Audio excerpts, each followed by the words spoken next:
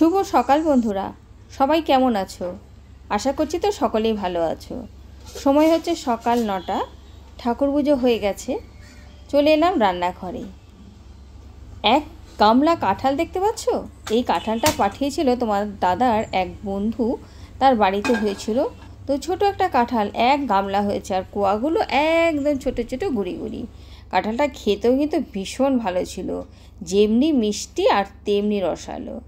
যাই হোক, রান্নাঘরে রান্নাবান্না তো শুরু করতে হবে। আজকে নিয়ে এসেছিল পমফ্রেট মাছ। তো পমফ্রেট মাছ 6টা মাছ এনেছে। আর এই মাছ না ফ্রাই প্যানে ছাড়া ভাজাই যায় না, একেতে নরম মাছ, তারপরে অনেকটা জায়গা নিয়ে বসে থাকে।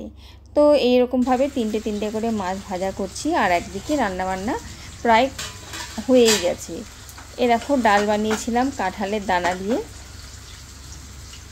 বেশ ভালো হয় খেতে, জানো। কাঁঠালের দানা আমরা অনেক রকমভাবে খাই, ভেজেও খাই, রান্না করে খাই, চচ্চড়িতে খাই, অনেক রকমভাবে খাই, খেতে আমাদের ভীষণ ভালোই লাগে। আর ছোটোবেলায় মা শুকনো খোলায় ভাজতো, সেটাও কিন্তু খেতে বেশ ভালো লাগতো। যাই হোক, একদিন শুকনো খোলায় ভাজতে হবে। আর এখানে দেখো বাঁধাকপি বানিয়ে রেখেছি। বাঁধাকপি হচ্ছে আলু দিয়েই নিরামিষভাবে বানানো হয়েছে। আর এদিকে তো ভাত হয়েই গেছে। ব্যাস এইটুকুই রান্নাবান্না আজকে। আর মাছটা দেখি পরে যদি ঝোল করি তো করবো, নাহলে ভাজাই খাওয়া হবে, বুঝতে পারলে। আর দেখো রান্নাবান্না তো কমপ্লিট হয়ে গেছে। আর যে কটা বাসন পড়েছিল হাতে হাতে আমি ধুয়ে নিয়েছি।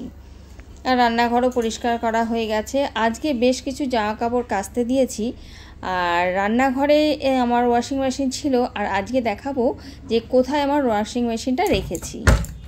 চলো, এই দেখো ব্যালকনিতে নিয়ে চলে এসেছি ওয়াশিং মেশিন। আর এই কর্নারে একটা ছোট্ট জায়গা করে মেশিনের জায়গা করে, মানে মেশিন রাখার জায়গা করেছি। এখানে আমাদের অনেক সুবিধা হয়েছে। ব্যালকনিতে ওয়াশও হয়ে গেল, আর ব্যালকনিতে জামা কাপড় আমরা মেলেও দিতে পারি। আর আউটলেটের পাইপটা দিতে খুব সুবিধা হয়েছে।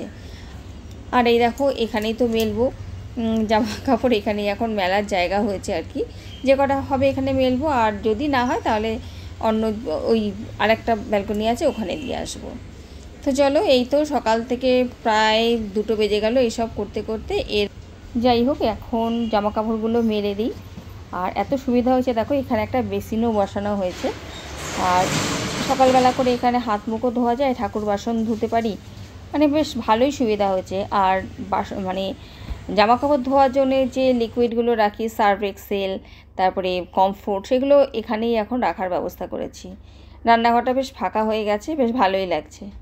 যাই হোক চলো, এই দেখো সমস্ত জামা কাপড় নিচ থেকে উপর থেকে মেলে দিয়েছি। এই একটা ব্যালকনিতে মোটামুটি আজকে হয়ে গেছে।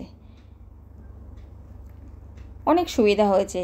রান্নাঘরে খুব অসুবিধা হতো, জায়গাটাও মানে আটকে রেখেছিল। তারপর আউটলেটের পাইপ বেসিনের তলা দিয়ে দিয়েছিলাম, একটু অনেক অসুবিধাই হয়েছিল, বছর 2-3 এরভাবেই অসুবিধা চলছিল। যাই হোক, এখন অনেকটাই সুবিধা হয়ে গেছে। আর আমার তো গাছপালাগুলো এখন দেখতে পাচ্ছ না ব্যালকনিতে, রং টং হয়ে গেছে, এখন আস্তে আস্তে এদিকে নিয়ে আসতে হবে। যাই ফাঁকা আছে, দেখতে অনেক সুন্দর। শুভ সন্ধ্যা, সময় হচ্ছে সন্ধ্যে 7টা। দুপুরবেলা বাবাই আর আমি খাওয়া দাওয়া করে আমি এডিট করছিলাম, আর বাবাই নিজের কাজ করছিল। এই করতে করতে কখন যে আমি একটু ঘুমিয়ে পড়েছি খেয়ালই করিনি। যাই হোক, উঠে সন্ধেবাতি দিলাম, তারপরে রেডি হয়ে একটু রাস্তায় বেরোবো। এর মধ্যে দেখি ঝমঝম করে বৃষ্টি নেমেছে। তো বেশ ভালোই লাগছে, প্রথম দিকের বৃষ্টি তো।